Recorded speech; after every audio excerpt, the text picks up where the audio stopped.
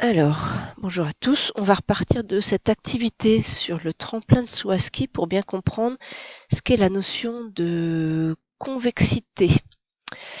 Alors, je vous rappelle le problème. On avait donc construit un tremplin de saut à ski. Entre la partie BC, on avait une parabole d'équation donnée et on avait dû calculer la parabole qui correspondait au saut du skieur. Alors, on avait donc une courbe T de x sur la partie bleue ici qui était connue, le point de jonction entre ces deux paraboles et la trajectoire du skieur en violet.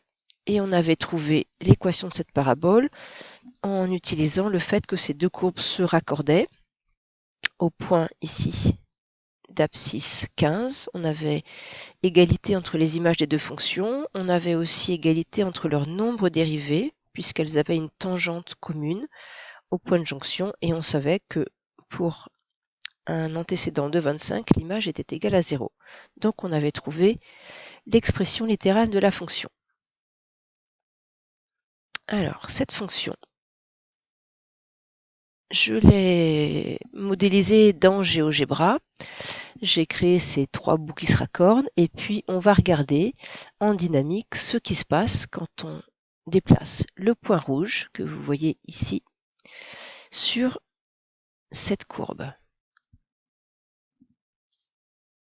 Donc, ce qui va être affiché à l'écran, on a la courbe, on a le point qui va se déplacer et je fais afficher la tangente en pointillé, donc la tangente à la courbe au niveau du point rouge et vous voyez que l'équation de cette tangente s'affiche à côté. On peut notamment voir ici le coefficient directeur de la tangente qui représente sa pente. Et on va aller regarder ça en dynamique. Alors c'est parti, on va suivre le skieur. Au début, il est sur la partie droite, donc la courbe est confondue avec sa tangente. Il arrive sur la partie bleue et là, je vous laisse observer les variations de la tangente et du coefficient directeur. On arrive au point de jonction.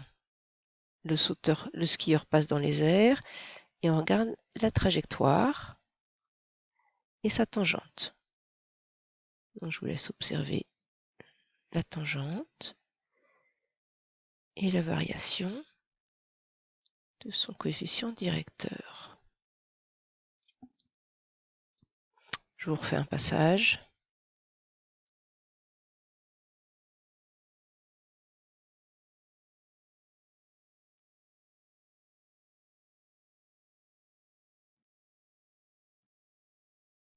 Et si on repart dans l'autre sens,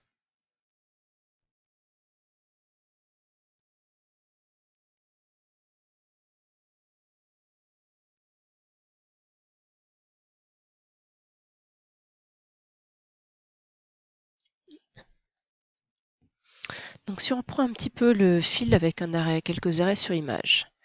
Donc si on est sur la partie bleue, voilà quelques images qui récapitulent le mouvement de la tangente. On voit que le coefficient directeur de la tangente, il passe de moins 0,34 à moins 0,02. Il va s'annuler quand la tangente va être horizontale, puis va remonter vers des valeurs positives, par exemple le 0,2 affiché à l'écran. Donc ce qu'on constate sur cette partie bleue, c'est que le coefficient directeur de cette tangente augmente. Le coefficient directeur de la tangente, c'est le nombre dérivé de la fonction. Donc ça veut dire que le nombre dérivé augmente.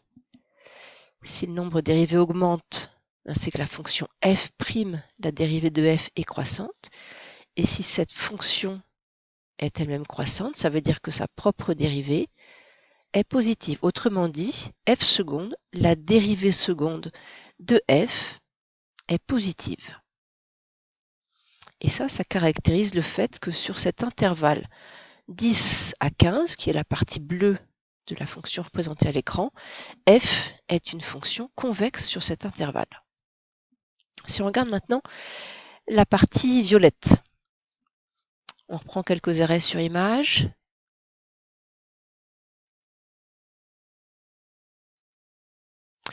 Et bien là, on voit que de manière inverse. Pour x plus grand que 15, la pente de la tangente va diminuer. Donc la pente de la tangente, c'est le nombre dérivé de la fonction f. Donc cette fonction, ce nombre dérivé correspond à la fonction f', la dérivée de f. Donc si le nombre dérivé est décroissant, c'est que la fonction f' est décroissante.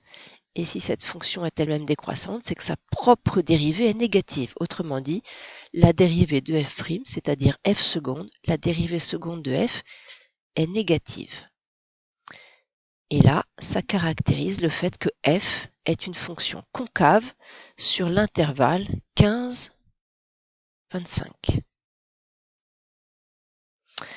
Alors, je vais vous repasser le truc en dynamique et puis vous allez observer maintenant la position de la tangente par rapport à la courbe. Qu'est-ce qui se passe quand on est sur la partie bleue et quand on est sur la partie violette? Voilà, donc retour sur GeoGebra. Regardez bien comment se situe la tangente par rapport à la courbe. On voit que sur la partie bleue, la tangente reste toujours en dessous. On est en dessous, on est en dessous. Quand on arrive au point de raccordement, qui est le point d'inflexion, la tangente croise la courbe.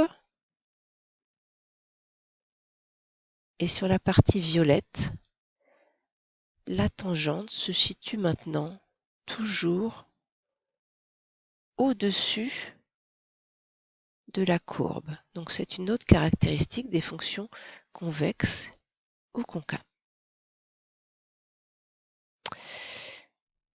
Voilà, donc maintenant que vous avez fait ces observations, je pense que vous avez tout ce qu'il faut pour compléter les pages de cours 3 et 4 et puis pour faire un certain nombre d'applications. Il n'y a plus qu'à au travail.